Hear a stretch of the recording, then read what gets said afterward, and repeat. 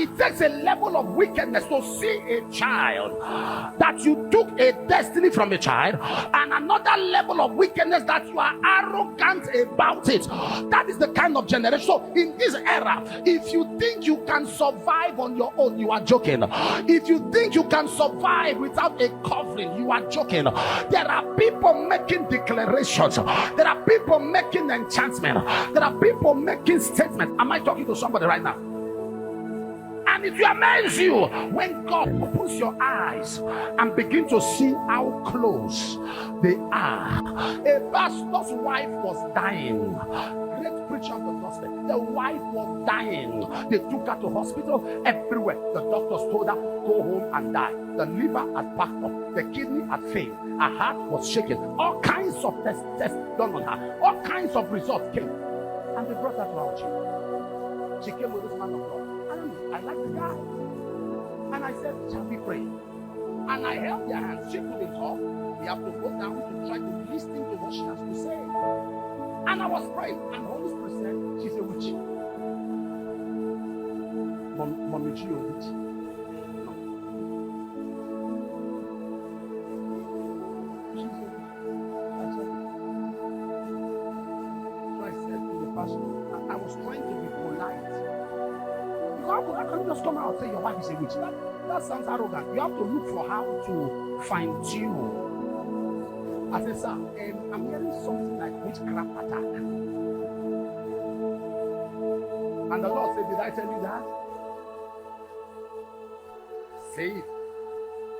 I said, sir, how long have you been married? He said, 38 years.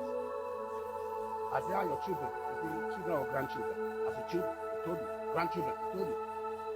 I said, you are aware your wife is a witch? He said, no. She's a prayer woman. She said, I said, calm down. And while she was lying, she said,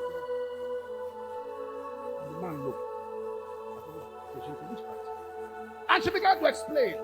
She said, they have been dedicating and bringing members of family. It was a time to bring her husband. She said something that touched me.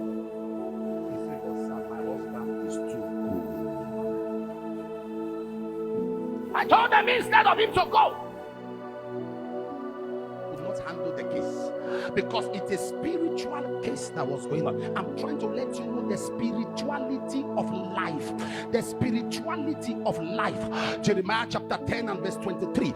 It is not in man to direct his steps. It is not in man to control his step. There are powers in operation. There are people whose duty is to be hired to make declarations and projection. Their duty is to be hired to pronounce words. But as you are here today, whether your child, whether your son, whether your daughter, whether your husband, whether your wife, whether members of your family, every word that has been pronounced against them, every word that has been said against them, whether they use their photograph or they use their cloth or they use their gathering to speak words against them, I cancel it. I say I cancel it. I say I cancel it. Be seated. Are you aware? Another way to get prophecy is from your family. The family you come from is a prophecy of your life. Listen to me. Listen. I will tell you the truth. I've been privileged by God to preach in 132 countries of the world. 2 weeks ago, no, it's okay. 2 weeks ago, and I've even preached in places where people don't go. Some of you may have seen that on television.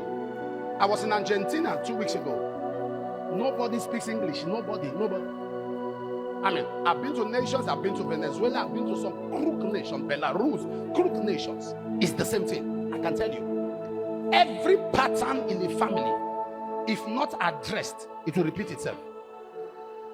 Yes. If a family is drunken, alcoholic, and is not addressed, it will repeat itself. Yes. If a family is going through any form of challenge and you see where you come from, You see your family, you see the family you married from, you see the family your wife comes from, and you notice a pattern in the family, and you do not address it, sir. It has a capacity of replicating itself. Yes. A pastor came around for submission, and I needed to ask him about his family. I said, tell me about your family. The mother died a drunkard. The father died a drunkard.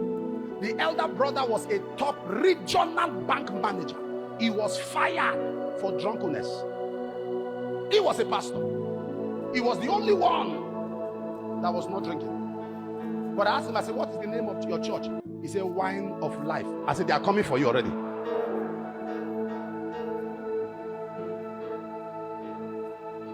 I said, how can you be you have an alcoholic trace in your family and your church is wine?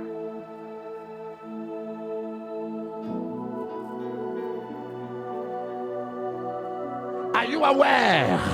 Are you aware that it has become a pattern in many families?